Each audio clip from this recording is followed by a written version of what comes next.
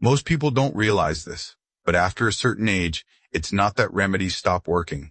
It's that the body stops responding the same way. You can use the same oil, the same routine, the same method that once felt helpful, and suddenly, nothing, no warmth, no comfort, no sense that your body is taking it in. That's not failure, and it's not your fault. And this doesn't mean something is wrong with your body. It's something that happens quietly over time, and almost no one explains it clearly. Here's the shocking part. Some of the most talked about changes people experience don't come from discovering new ingredients. They come from changing how familiar things interact with each other. Not more, not stronger, just different. And when that shift happens, people don't say, "This cured me." They say things like, "This feels different. My body finally responds again. Something about this works better for me." Often, they describe it physically, like warmth returning faster, or the body relaxing instead of resisting. That reaction matters more than any claim. Because if you've tried things before and walked away disappointed, it wasn't necessarily because the remedy was useless. Often, it's because the process didn't match how the body works anymore. After years of wear, stress, and repetition, the body becomes selective. It doesn't respond well to force, it doesn't like extremes, and it quietly pushes back against anything that feels harsh, messy, or overwhelming. That's why so many people reach a point where they stop experimenting altogether. Not because they don't care, but because they're tired of being let down. So when you hear about a simple combination, two ordinary things used carefully, not aggressively, it's easy to dismiss it. It sounds too basic, too easy, almost insulting. How could that possibly change anything? That reaction is understandable. But here's the relief most people need to hear. The change isn't about what the mixture does, it's about what it allows. Sometimes the body doesn't need a new solution. It needs a new signal. And when that signal is right, the response changes. So here's the real question. What if the problem was never the remedy, but the way it was delivered? That's what we're going to unpack today. Not miracles, not promises, not fixing everything. We're going to talk about why combining two everyday ingredients used externally with restraint and with patience can completely change how a simple habit feels, and why that feeling is what makes all the difference. If you've ever felt like your body just doesn't respond the way it used to, if you've tried things that should have worked but didn't, or if you've been searching for something that feels supportive instead of aggressive, this next part is where most people finally understand what's been missing. But before that, make sure to like and subscribe this channel. We made this channel so you can improve your health and have a healthy comeback. Before we talk about mixing anything, it's important to understand castor oil on its own, without myths, exaggeration, or expectations it was never meant to meet. Castor oil is not useful because it's aggressive or fast. In fact, it behaves very differently from most oils people are familiar with. What makes castor oil unique is how slowly it moves. Lighter oils spread quickly and disappear just as fast. Castor oil stays where you put it. It has weight, it has drag, and instead of vanishing, it remains present on the skin. Where lighter oils disappear, castor oil stays and waits. That single quality changes how the body experiences it. When something remains in contact with the skin longer, the body has time to respond, not to correct anything, not to fix anything, just to settle into the sensation. For aging skin, that difference matters more than strength ever could. As skin becomes thinner and more sensitive over time, friction that once felt harmless can start to feel sharp. Pressure that used to be fine can feel uncomfortable. Castor oil reduces that surface resistance. It softens the contact. It allows touch or massage to feel smoother instead of irritating. This is why castor oil has been used topically for generations, because of how it feels, not because it acts like medicine. But here's the important part most people miss. That slow, heavy nature is only useful when it's guided correctly.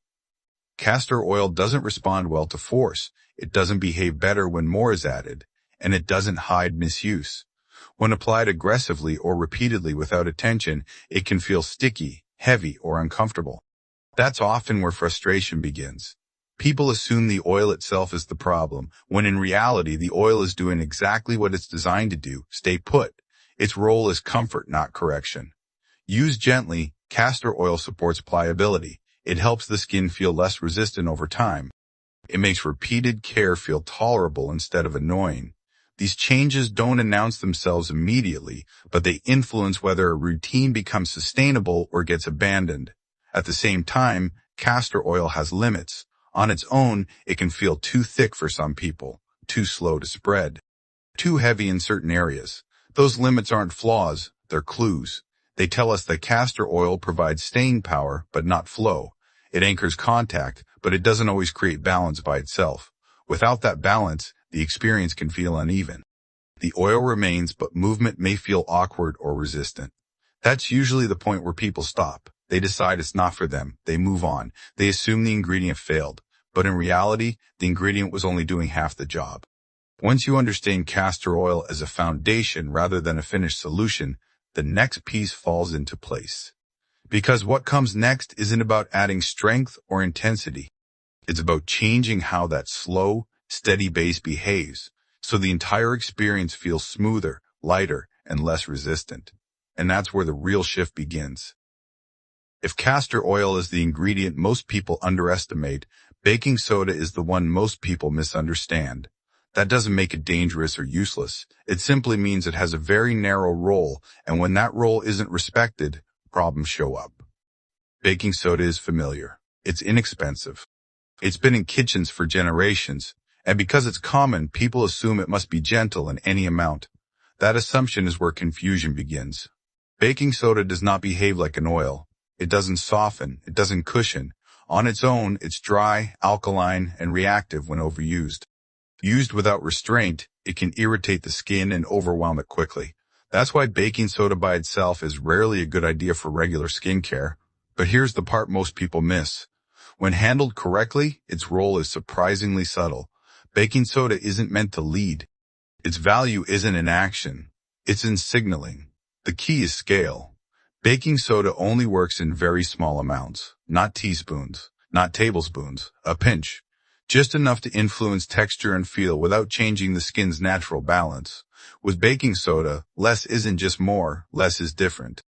In tiny quantities, baking soda doesn't act like a scrub or a treatment. It doesn't do something obvious. Instead, it acts as a modifier. It slightly alters how a mixture spreads. It changes how the surface responds to touch. It influences friction and movement, not outcomes. Most people go wrong because they expect baking soda to perform. When nothing dramatic happens, they add more. That's when irritation appears and the ingredient gets blamed. But baking soda was never meant to work alone. Used aggressively, it dries, it disrupts, it overwhelms. Used carefully, it stays almost unnoticed, yet still changes how a mixture behaves. This is why baking soda should never be used as a daily standalone habit. And it's why some people say it caused irritation, while others barely notice it's there at all. The difference isn't the ingredient. It's the amount and the context. Baking soda doesn't belong on broken skin. It doesn't belong on sensitive areas. And it doesn't belong in routines that are rushed or repeated without attention. Many people with very sensitive skin should avoid it entirely, and that's an important boundary to respect. So why include it at all? Because when baking soda is barely present, and paired with something that provides cushioning and staying power, it stops acting like a substance and starts acting like a signal that slightly changes texture, a signal that reduces drag, a signal that helps a mixture move more evenly across the skin. In that role, baking soda doesn't overpower anything. It simply adjusts how the experience feels. This is where its value actually lives.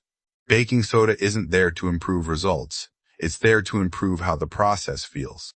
Placed incorrectly, it causes problems. Placed correctly, it quietly changes the experience. And once that role is understood, the final piece falls into place. Because when castor oil provides staying power and baking soda provides balance, the combination behaves in a way neither ingredient can achieve on its own. That's when people notice the difference, why the mix feels smoother, lighter, and easier to work with, even though nothing extreme has been added. And that's exactly what we'll break down next. Here's a contrast worth noticing. Castor oil doesn't rush. Baking soda doesn't cushion.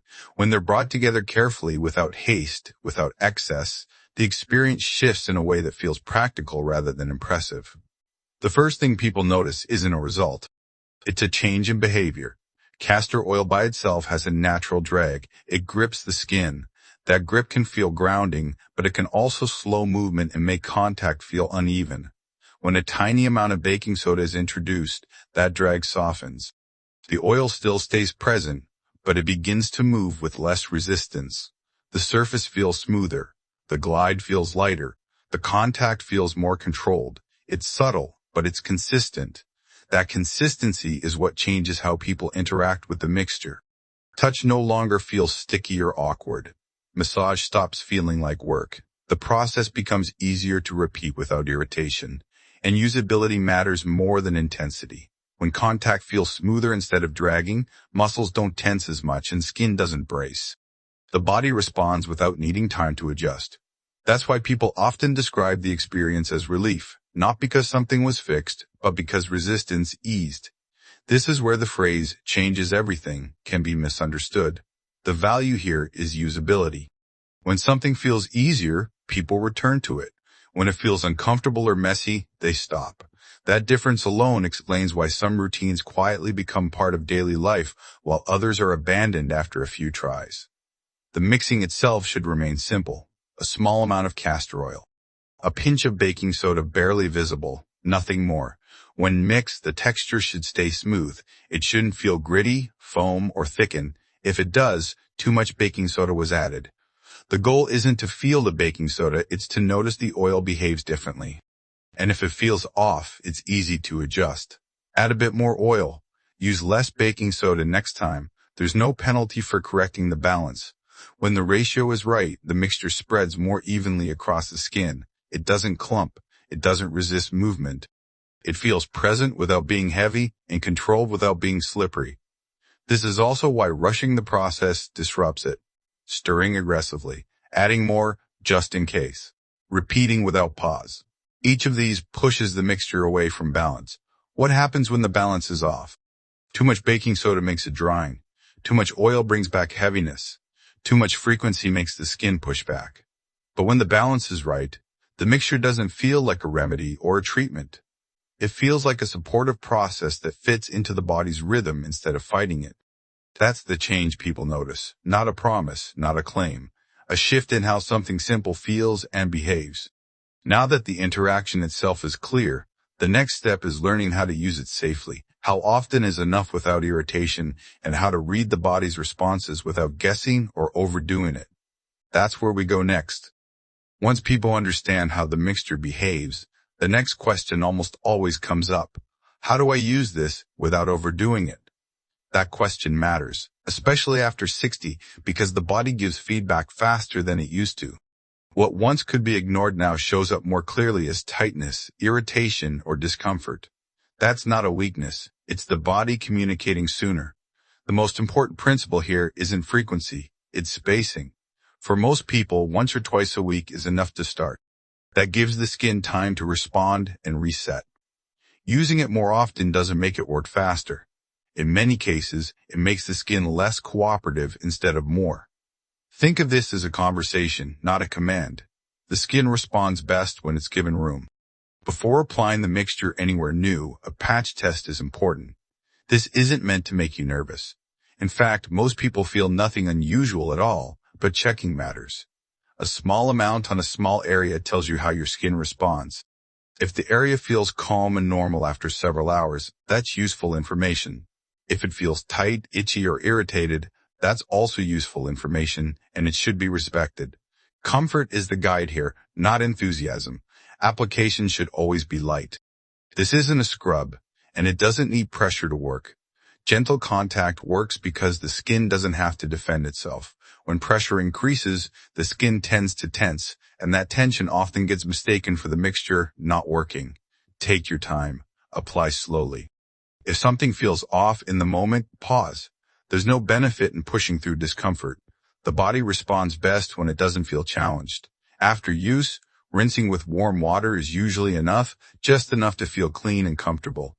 There's no need to be precise or aggressive. Stripping the skin defeats the purpose.